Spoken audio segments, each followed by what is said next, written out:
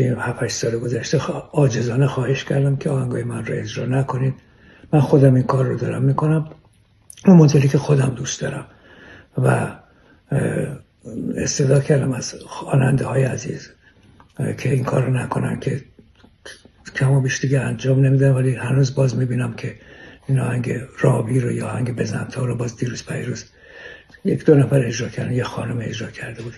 لطف کنید این کار رو نکنید. من متاسفانه مجبورم این رو اعلام کنم، این کار دزدی احساسه.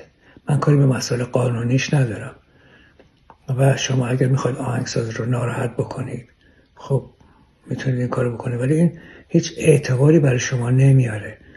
شما چیزی که مردم میدونن دزدیدید، خب هیچ اعتباری. یه ماشینی که شما اگر نفهمن، کسی ندونه که ندزدید، میتونه سوار بشید، اعتبارم براتون میاره. یا هر ملکی رو، هر چیزی رو که مالک میشید.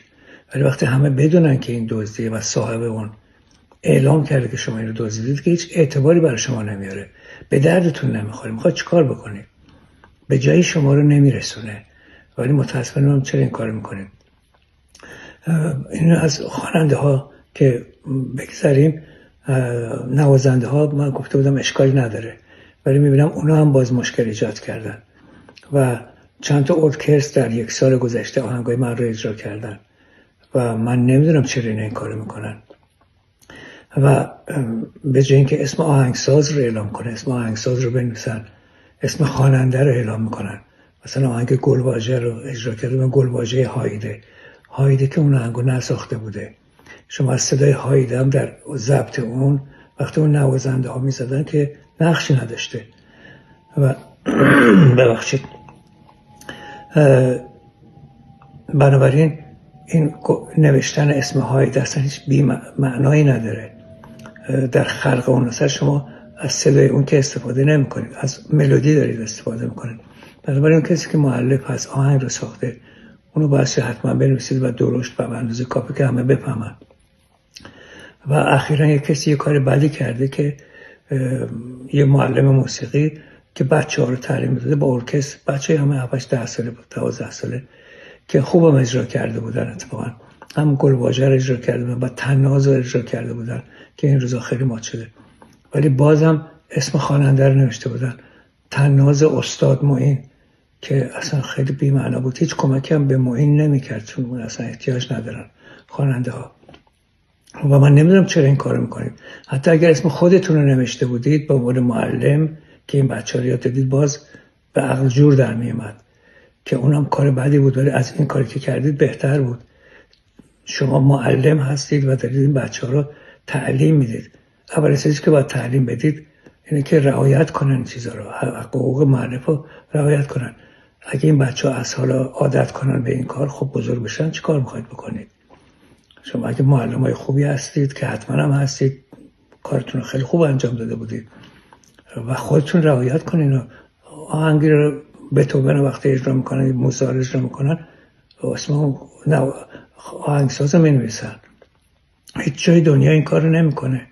رو نوت موسیقی شما برید نگاه کنید، اسم آهنگساز فقط نوشته شده.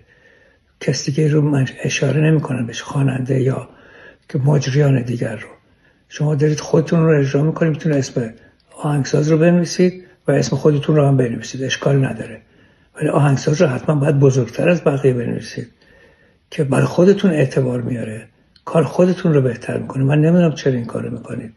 منو که ناراحت میکنید، چی بعد طرفدارای آهنگای من رو هم ناراحت میکنه. خودتون هم به جایی نمیرسید، چون اعتباری براتون نمیاره و در واقع اینو بی اعتباری میاره براتون. لطف کنید اینا رو رعایت کنید. آهنگای من رو حتی با ارکستر هم دیگه اجرا نکنید.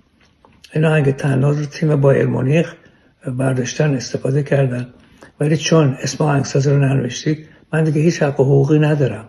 وقتی نوشته آهنگ تناز استاد معین، یعنی انگار ایشون ساخته، مگه آهنگ خواننده ساخته که شما این رو انجام میدید و دیگه آهنگساز هیچ ادعایی نمیتونه بکنه.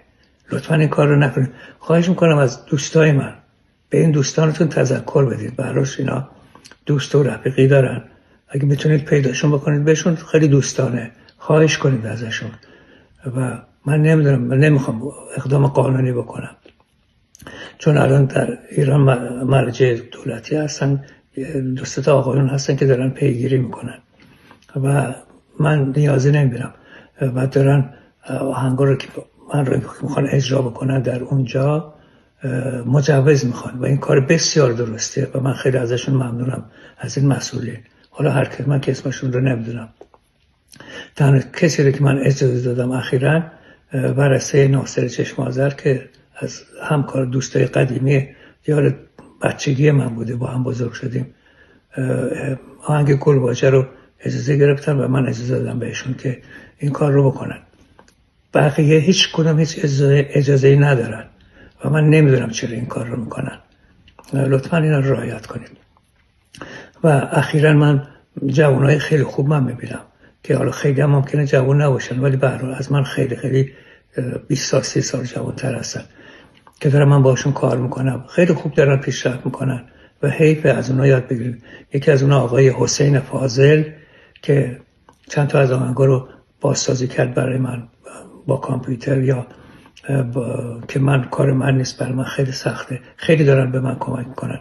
این رابطه رو خواهش میکنم نگه دارید. شو بقیه هم لطفاً این سعی کنید که آزار ندید دیگران رو. من دیگه عرض ندارم، امیدوارم که ناراحت نشده باشید و اون آقایونی که و خانمایی که این کار رو کردن از دست من دلگیر نشن. به نفع خودتون هستش که اینا رو رعایت بکنید. روزتون بخیر تا دیدار بعدی.